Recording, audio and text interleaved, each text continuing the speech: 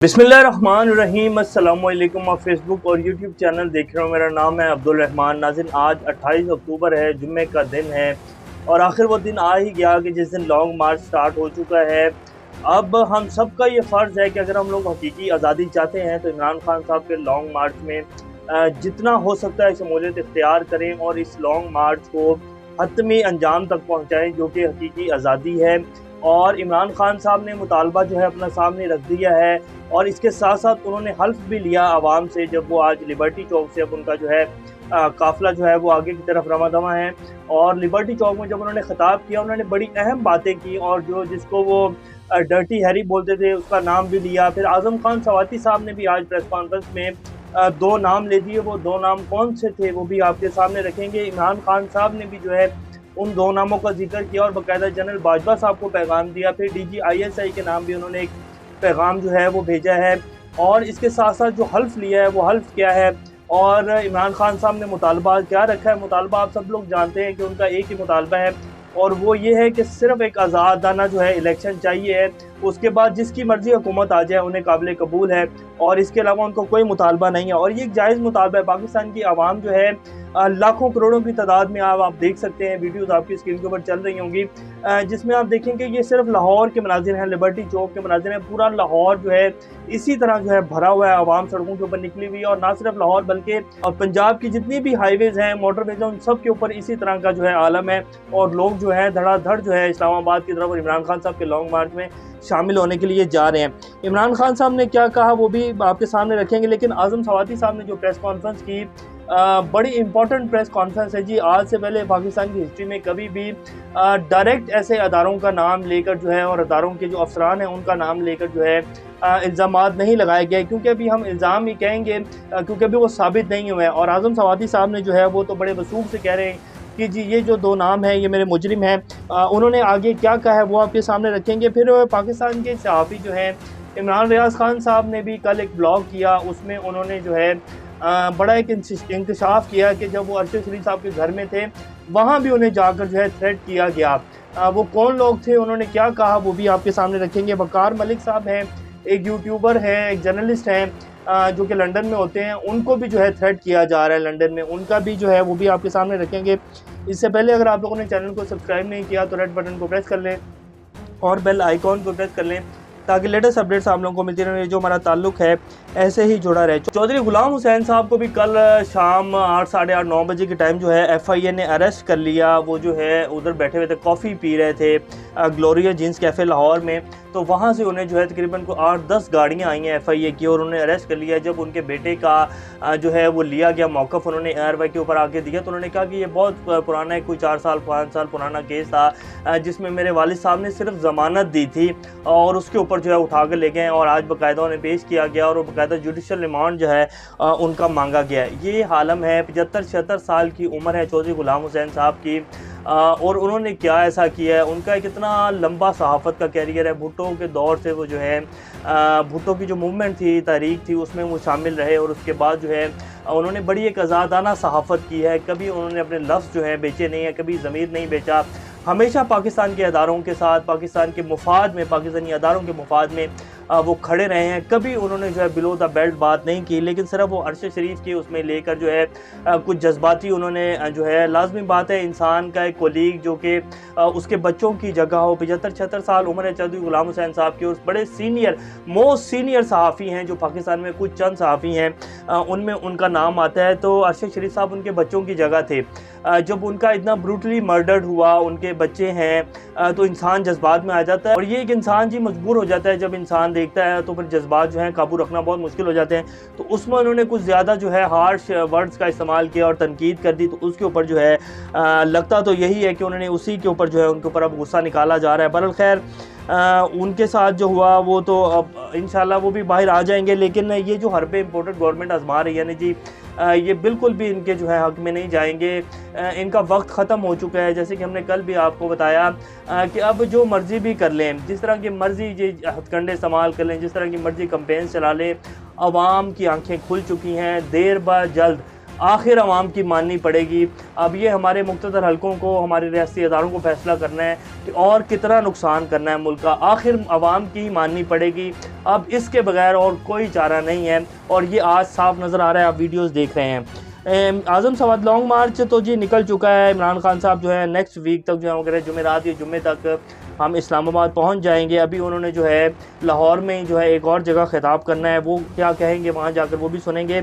लेकिन आज़म सवाती साहब ने जो प्रेस कॉन्फ्रेंस की उसका अहवाल जो है आपके सामने रख देते हैं, उनकी वीडियो भी आपके सामने चल रही है। उन्होंने लफ्ज़ बलफ्ज़ जो कहा वो आपको बता देते हैं। उन्होंने कहा कि मैं वो जो 2 नाम थे वो बता देता हूँ।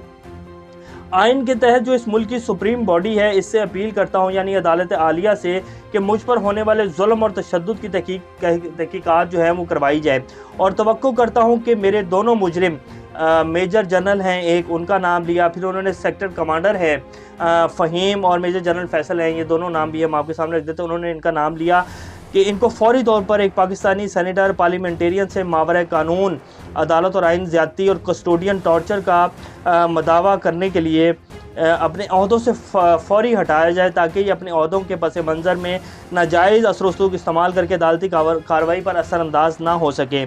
मैं इन दोनों को बताना चाहता हूँ कि तुमसे बहुत बेहतर लोग जो हैं उन्होंने मेरे अंडर काम किया है। 20-25 साल पुराना आप 20-25 साल जो है जिन लोगों का कैरियर है उनको आप पूछ सकते हैं कि मैं कैसा दयानतदार शख्स हूँ। और मैं जो है इसके ऊपर नाम मैंने बता दिए, और अब मैं इसके ऊपर जो है अदालत Alia supreme court of Pakistan से वो मुखातिब से, और वो कह रहे थे कि जी इन 2 नामों ने जो है मेरे साथ जो है जुल्म और तशद्दुद किया है, मेरा जो है मुझे नंगा किया, मेरे साथ तशद्दुद किया, और जैसे कि वो पहले भी कह चुके हैं कि मैं मर चुका हूँ, बस मैं इस गैरत के लिए ज़िंदा हूँ कि अब मेरे जैसा रवैया जो मेरे साथ बरता गया वो किसी और के साथ ना बरता जाए। तो बहुत बड़ी आज ये हंगामा खेज़ एक प्रेस कॉन्फ्रेंस थी। आज से पहले किसी बंदे ने जो है ऐसे अदारों के ऊपर उठकर जो है किसी ऐसे बड़े बंदे का नाम नहीं लिया, और ये अभी तक तो इल्ज़ामात ही हैं जी, जब तक साबित नहीं हो जाते।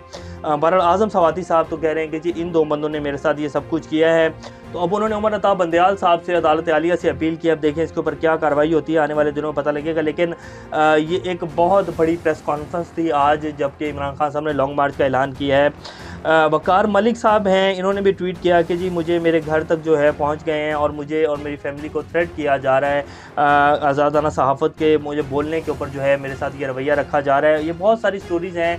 इमरान रियाज़ ख़ान को देख लें। इमरान रियाज़ ख़ान ने कहा कि मैं जब अरशद शरीफ साहब के घर था तो मेरे पास एक आदमी आया, उसने आकर मुझे मोबाइल दिखाया और फिर मेरे घर को तस्वीरें दिखाई, मेरे जो मैं जिस कमरे में इस्लामाबाद में रह रहा हूँ उसकी तस्वीर दिखाई, और कहा कि तुम समझ रहे हो ना कि मैं क्या कहना चाह रहा हूँ। तो फिर मेरी वहाँ तल्ख़ कलामी हुई उनके साथ, और वो शख्स जो है वो चले गए।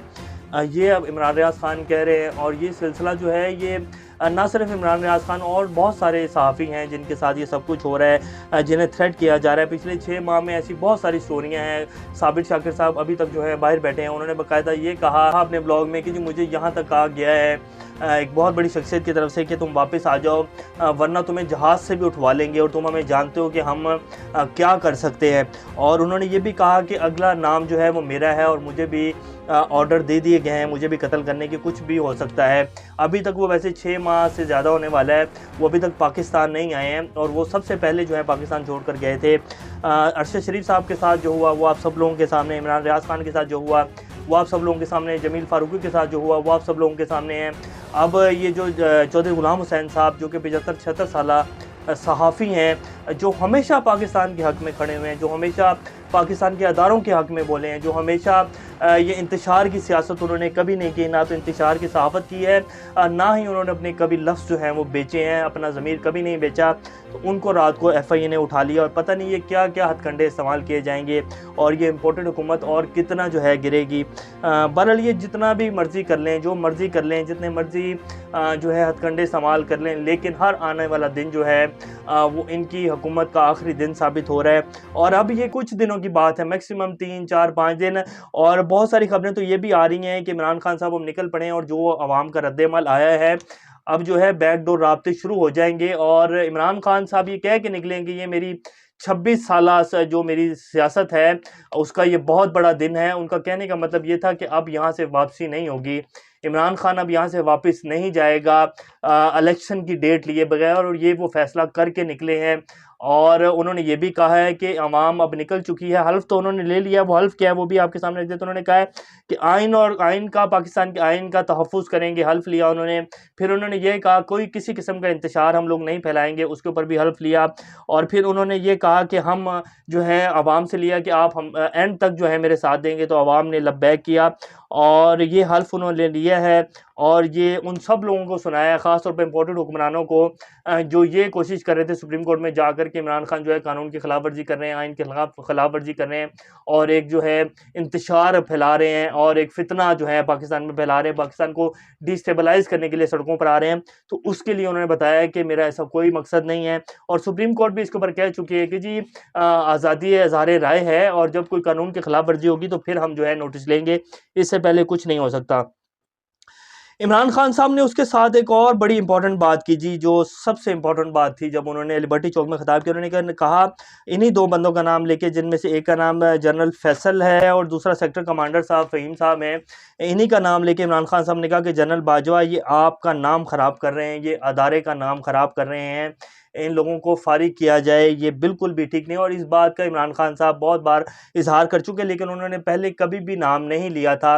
ये तो आज़म सवाती साहब ने नाम लिया, इल्ज़ाम लगाया है, अभी इसके ऊपर कार्रवाई होगी, लेकिन उन्होंने इल्ज़ाम लगा दिया। तो इमरान खान साहब ने भी ये नाम लेकर कहा है, क्योंकि इमरान खान साहब पहले भी ये बात कह चुके हैं कि इस्लामाबाद में दो लोग ऐसे हैं जो ये सब कुछ कर रहे हैं और ये अदारे की बदनामी का बाइस बन रहे हैं। तो उन्होंने कहा कि जनरल बाजवा साहब ये आपकी और जो हमारा अदारा है पाक फौज, उसकी बदनामी का बाइस बन रहे हैं, आप इसके ऊपर एक्शन लें। फिर उन्होंने DGISI के लिए भी पैगाम दिया। उन्होंने कहा कि कान खोल कर सुन लो DGISI, मैं सिर्फ अपने मुल्क के अदारों की खातिर चुप हूँ, वरना बताने को मेरे पास भी बहुत कुछ है, और मैं किसी सूरत नहीं चाहता कि पाकिस्तान के अदारे और पाकिस्तान के मुल्क जो है पाकिस्तान, इसके मुफाद में और इसकी डिस्टेबलाइजेशन में मज़ीद इजाफा ना हो, वरना बोलने को मेरे पास भी बहुत कुछ है और इससे सिर्फ नुकसान होगा, फ़ायदा किसी का भी नहीं होगा। तो ये जो दो अहम पैगामात थे, ये बड़े जो हैं टारगेट के ऊपर थे, और इमरान खान साहब ने जो दिए हैं, अब देखें इसके ऊपर क्या बातचीत होती है। लेकिन ये अब 4-5 दिन ही है मैक्सिमम, बहुत सारी चीज़ें जो हैं वो सामने आ जाएंगी।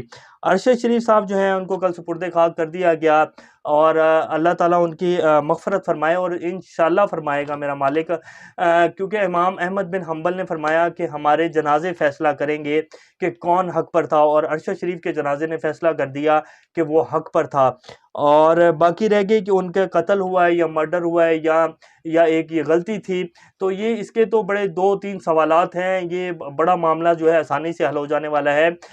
ये कोई बहुत पेचीदा मामला नहीं है, सिर्फ 2 सवालात का जवाब अगर मिल जाए तो ये मामला हल हो जाएगा। वो 2 सवालात भी आपके सामने रखेंगे कभी, लेकिन ये मामला इतना मुश्किल नहीं है और ये हल हो जाएगा बहुत जल्दी। अभी तक के लिए इतना ही, अपना चैनल का ख्याल रखिएगा। अल्लाह हाफ़िज़।